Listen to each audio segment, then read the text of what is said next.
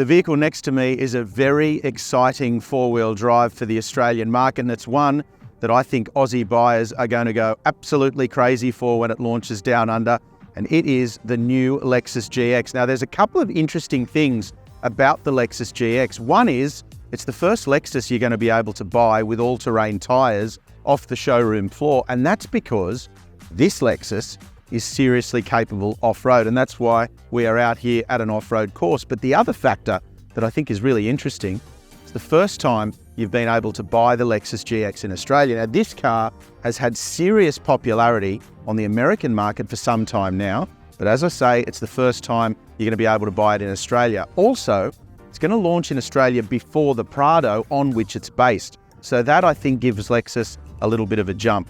I suspect that despite the fact that most Aussie buyers look at a Lexus as purely a luxury brand, you're going to see this off-road on video and think to yourself, I could see myself driving a Lexus off-road. We're going to test it off-road, we're going to test it on, but first up, let's take a look inside the cabin.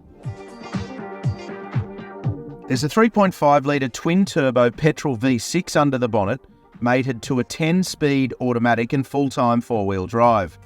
Over-trail variants get centre and rear diff locks, and the low-range gearing is off-road focused and capable. Claimed fuel use is 13.5 litres per 100 kilometres on the combined cycle, but you will use more than that around town in traffic. In the US, there's a 6-seat version of the GX with captain's chairs in the second row, but Australian GX will retain a 5 or 7-seat layout. Over-trail accommodates 5, while luxury and sports luxury have room for 7. There's plenty of room in the second row, but consider the third row occasional for adults or taller children. If you're touring 4 or 5 up though, the GX is certainly a luxurious way to get around.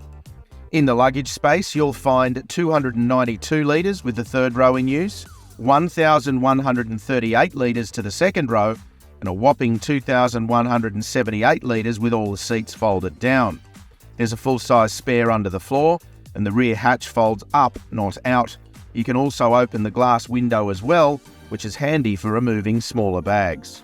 A highlight of any Lexus obviously is the cabin, and specifically that insulation and quiet when you thud the door closed, but I'll get to that in a second. First of all, one of the most impressive things about the GX is the visibility, and we're about to head out on the off-road course. The engineers have explained that one of the reasons the front of it is designed the way that it is and the dashboard is as flat across the top there as it is so that you can see the edges of the vehicle when you're positioning it off-road. So it makes it really easy to maneuver the GX off-road and know where the front corners of the vehicle are.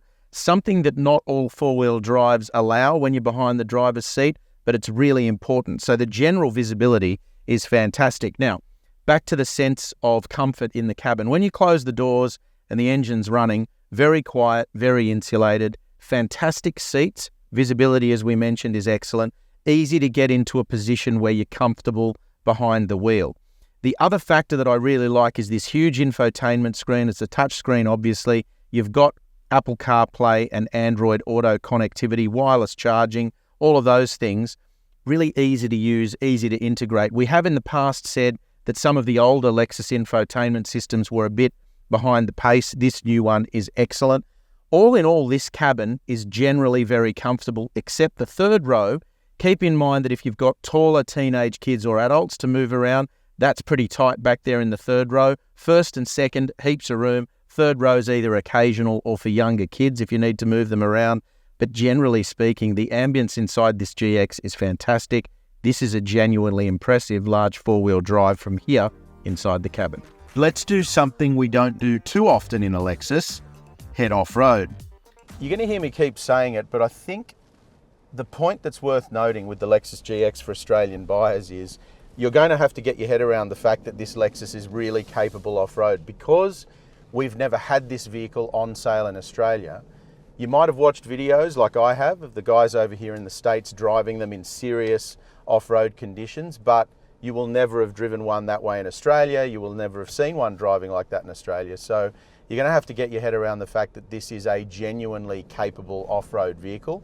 And in all of these test situations we're in now, the big thing for me, I think, is how comfortable the Lexus is doing this kind of off-road work. The suspension works particularly well, ground clearance is good, wheel articulation is excellent.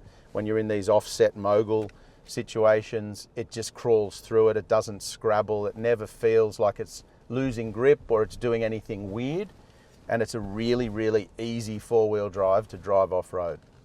The angles that the GX can work on are genuinely impressive, and I keep coming back to the fact that this is incredibly easy to drive off-road. You've got low range, center diff lock, rear diff lock, and a whole heap of driving modes that make your life a lot easier.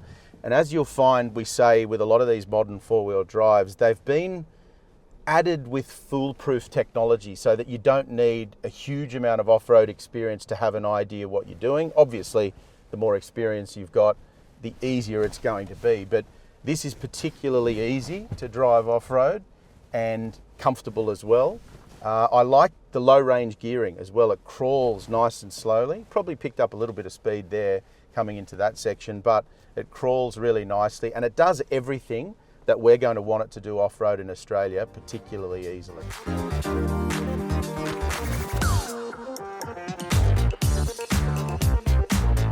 Having driven the GX off-road first, which is a little bit back to front for us, now we're going to drive it on-road, which I suspect most of you watching are most interested in. I've had a quick drive of the model with 22-inch rims, which will be our top spec model. Now we're driving what is the entry-level model here in the States on 21-inch wheels. And of course, this is based on a Prado, and you can't hide that. It is a standard set of the Prado long-term when you think about what it did for the four-wheel drive market, but you can't hide the fact, there's no hiding, that this is a ladder frame chassis with a live axle rear end, and it's a big heavy SUV. So it does ride reasonably firmly over bumps, especially prolonged sections of bumpy road. If you're on a smooth section like we are now though, very, very comfortable. While it is a little bit jiggly, it's very, very comfortable inside the cabin. So that ride comfort we noticed off-road has translated to the sealed stuff. Very quiet, very insulated, feels exactly like you would expect of a Lexus. I'll tell you though what is a real philosophical dilemma for me.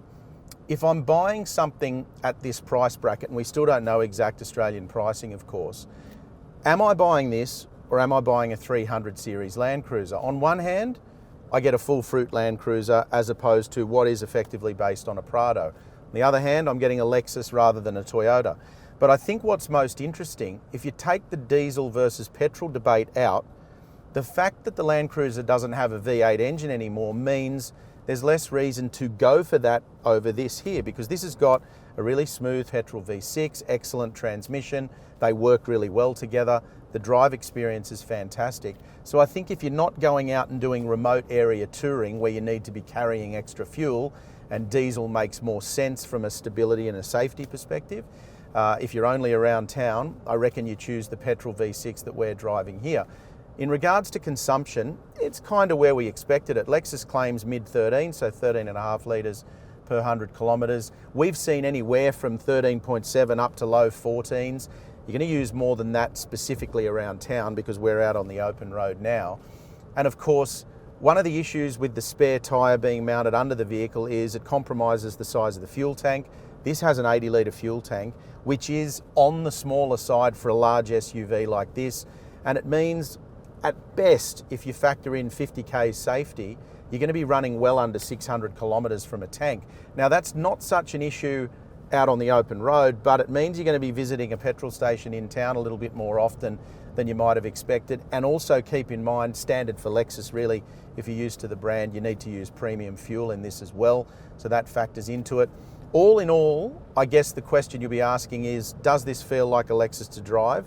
Yes, it does, but it's not quite what we would expect from a Lexus because obviously different chassis set up to what we're used to in Australia. So the overall experience is really insulated, but it is a little bit different as well.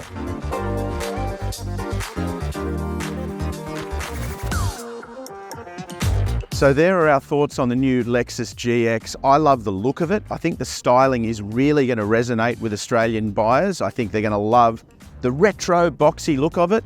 We really do like four-wheel drives that look like that. There's absolutely no doubt about that. Let us know what you think in the comments section below. Also too, whether the fact that it's petrol and not diesel is an issue. I know a lot of remote area touring, it's still preferable to have a diesel. And despite the fact that the majority of these are going to live in the city, that could be a factor. So let us know what you think about that. Don't forget to hit like if you've enjoyed the video. Click on subscribe so you stay up to date with all of our latest video content. And of course, the full review of the new Lexus GX. It's over at Drive.com.au.